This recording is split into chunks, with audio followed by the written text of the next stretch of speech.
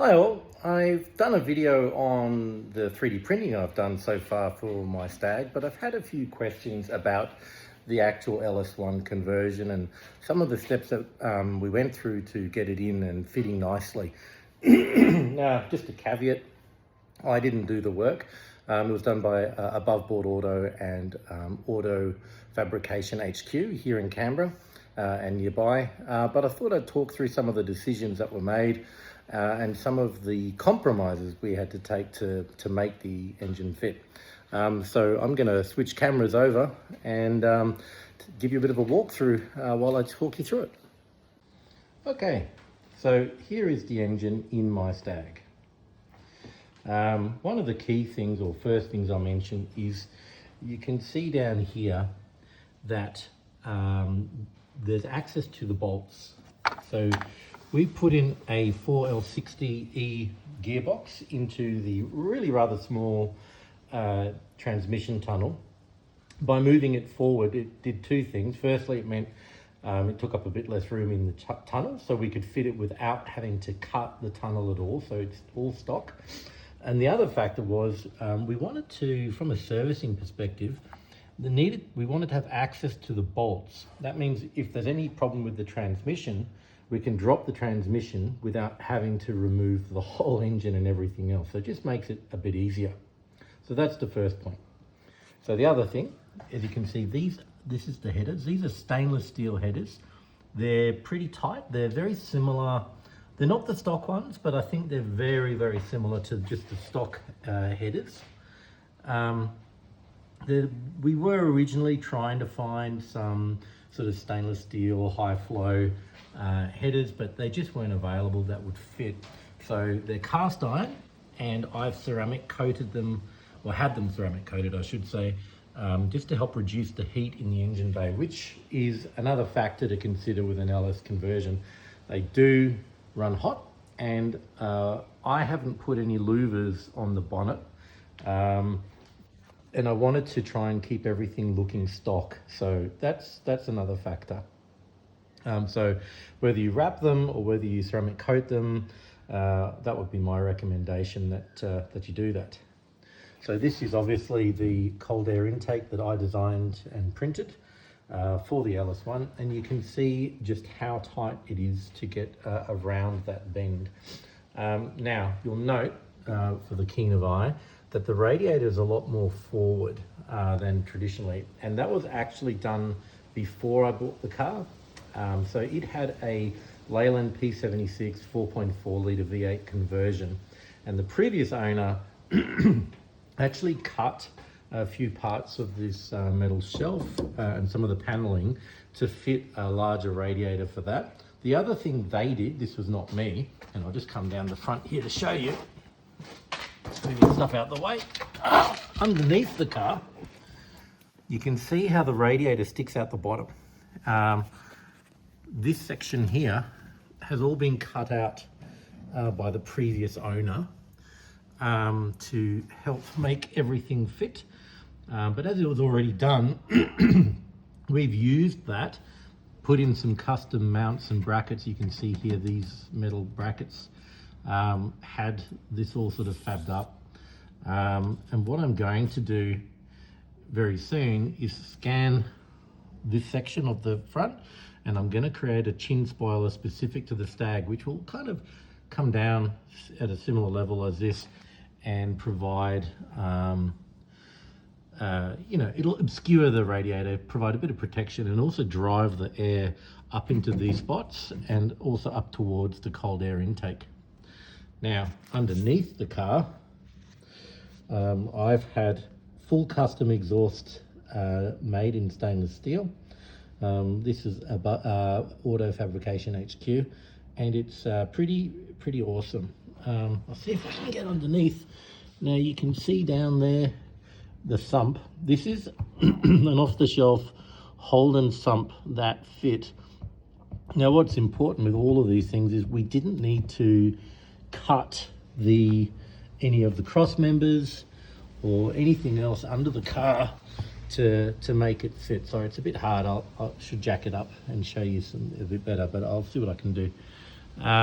So that was, I can't remember what the actual sump is, but it was one for Holdens because of the position of the cross members in those. Oh, it's a Moroso. I can just see it down through there. You can see it's a Moroso sump designed for this. Now, the other thing I did to make it fit is I got a Holley, front peripherals for the LS1, a whole kit, and I went for I think it was the mid-rise, so that was really tight to the block, and it moved the alternator to here, and that's the air conditioning pump, and that just helped everything fit, so we had room. Otherwise, down the bottom there where the original alternator sits on the LS1, it wouldn't have made it. I've obviously also put in LED lights. They're from Bangin Headlights, an Australian company, and they are genuinely fantastic. And you can see in here the owner previously has cut holes in some of the paneling, which is totally fine by me. Helps get a bit of extra air in. And I did something very similar to that on the other side where the cold air intake is. So there's a big open panel at the front of the cold air intake or the filter housing box, and that's where it sucks air in for the intake. And then I had it tuned to match that. So other things to note, this little hole here is standard, but it came with a rubber bung, and that's to let water drain out of the this little vent here. But at the same time, by removing that little rubber, I've increased the amount of air or hot air that can escape through there. While it isn't much, it is a little bit of additional airflow to let hot air escape here and come out the top there. I'm interested in potentially doing another couple of those holes so that we can utilize this cavity to let air out. And we can do that for a couple of reasons, one of which is because I had a vintage air heater air conditioning unit installed, and it's a self-contained unit. So when we removed the heater box, which drew from the engine bay, we actually blocked off the vents from in here because we didn't need it for the vintage air system, which means this has now become just essentially a cavity that links into the engine bay, so we can help get hot air out that way. So again, you can see there's a few little holes here and there, so we'll look at down the track how we can, I'll leave that one as it is, but maybe add a few extra holes that feed into this channel to help release heat. I will add that with this radiator, which you can see is very tight with a single large fan, at the moment I have no heating issues. I've driven this in 30 plus centigrade or Celsius heat without any issues, so hopefully that'll be good. So as I said, it's a 4L60 box, which is a 4-speed transmission, but the Stag is only a 3-speed.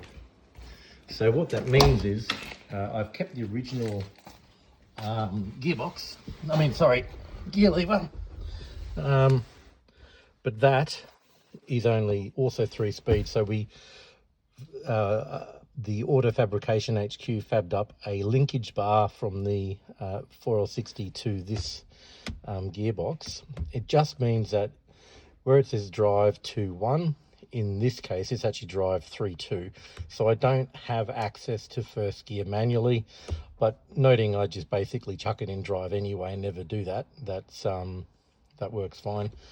The other thing, you can see the vintage air panel.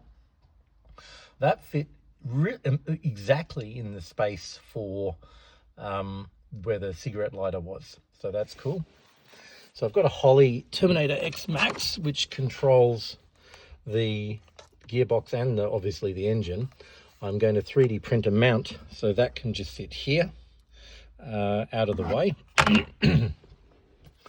I'm also looking to scan and print some of these for a few people have said they can't get them anymore, so I'm actually going to make some of those.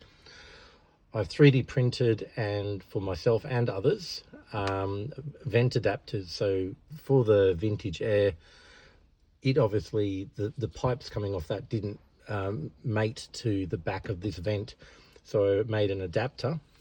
I've started the process of remaking this top center speaker grill, and that, you can see that little cable here, that's actually linked into a GPS speedo to help make sure that everything stays accurate. I've done a full leather interior change, and I will be putting a new stereo in, because that one just doesn't work, and new speakers soon, and we'll 3D print some housings for those, and a subwoofer, which I'm thinking of putting in the back where the soft top goes. I'm going to just look at if I can get a center console piece here, because I really want to figure out, I'll scan all this and muck around with whether I can get a cup holder in there somewhere. So underneath, it's a bit hard to see here, I've done a front brake upgrade with Willwood calipers and ventilated discs.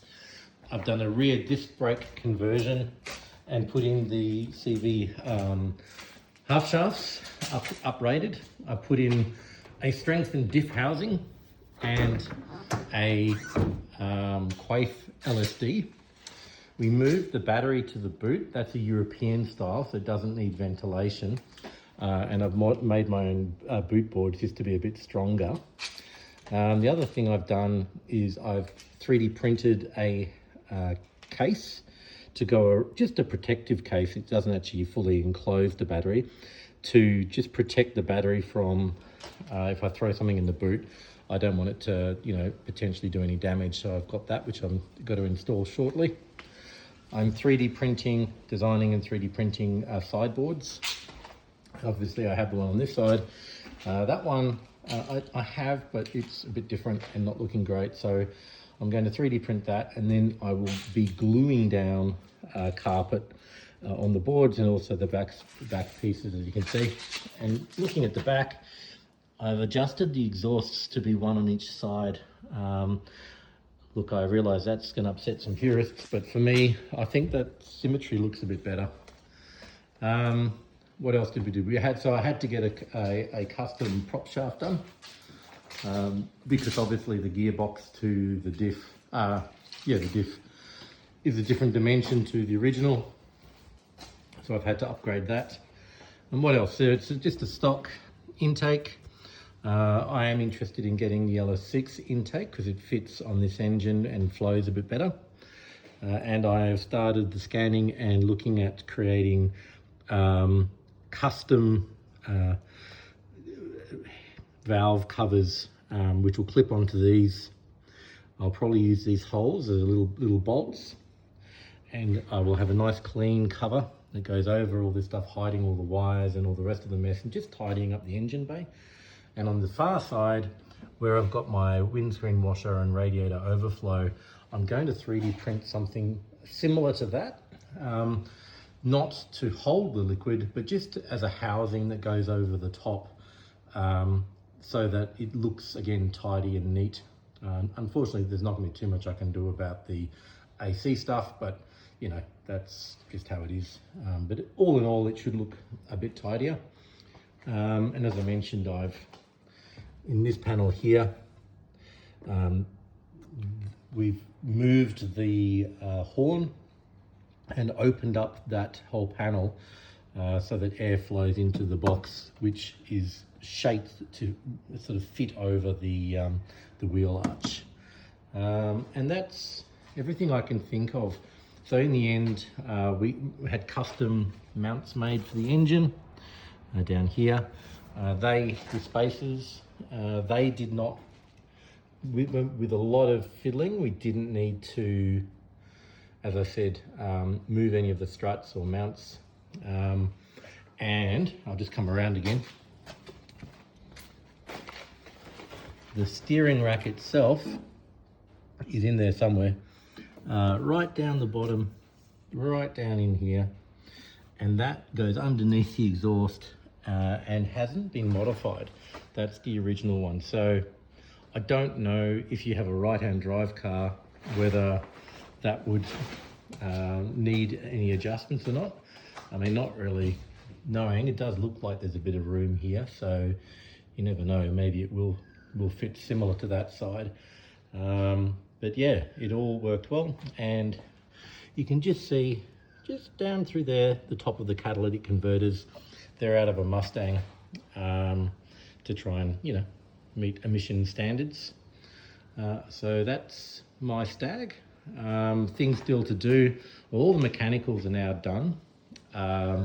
There's tweaks to the engine. I want to put in a different camshaft. This one's got a really big cam in it, which is not ideal with short throw headers like this.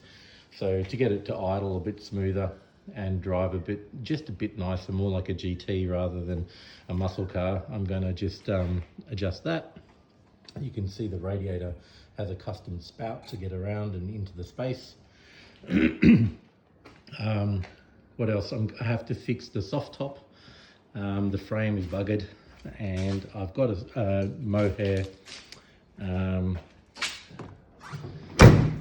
top to put on it, but that's all. I've also put in new shocks. I have adjustable strut top mounts, but they're not installed at the moment. We'll see how we go. All in all, I think that's pretty much everything, and then it's going to be just tweaks and refinements and tidying up, you know, where things are beginning to come loose, see what I can do. I've got a few dings and scratches and marks, but I really don't mind that. It's a 49-year-old car going on 50, and it looks great. It drives now really well. Once I've done my final tweaks and camshaft tune and all that sort of stuff, it should be at about around 300 horsepower at the rear wheels, with you know, sensible driving and the LSD. It takes off without spinning the wheels, although if I floor it, I obviously can. And I also have, these rubbers are all perished. They're really hard, so I've got replacements for them, but I'll get to that. Otherwise, it's just a labour of love and just final small tweaks and 3D printing parts. And, you know, one of the things I want to do with that central radiator, speaker grill, is not only remake it as it is, but I'm going to put for me the Stag logo right in the middle. So it just has a bit of extra, you know, class. So while editing the video, I realized there were a couple of other things that we've done to the Stag that I'd forgotten to mention. So one of the key things is the brake booster. I had sent the original brake booster to a company in Melbourne, and they fully retrofitted upgraded parts to pretty much double or triple the amount of brake boost that goes through the lines. Which goes well with the upgraded disc brakes all round, just to give us a bit of extra stopping power, which is obviously pretty critical when you've got an LS1 in a little Stag like this. So that's what I've done with the Triumph Stag. If you like the idea of a custom chin spoiler, the center speaker grill with your own logo, or the Stag logo, or just plain, or even the automatic shifter gate, let me know. And I'd be more than happy to help you out with reasonable prices to print something for you. And if you have a car project that you'd like some custom work done, like the cold air intake or any of the other types of work I'm doing, hit me up. I have scanners and printers and design skills to help you achieve whatever it is that you want to achieve. Thanks for watching.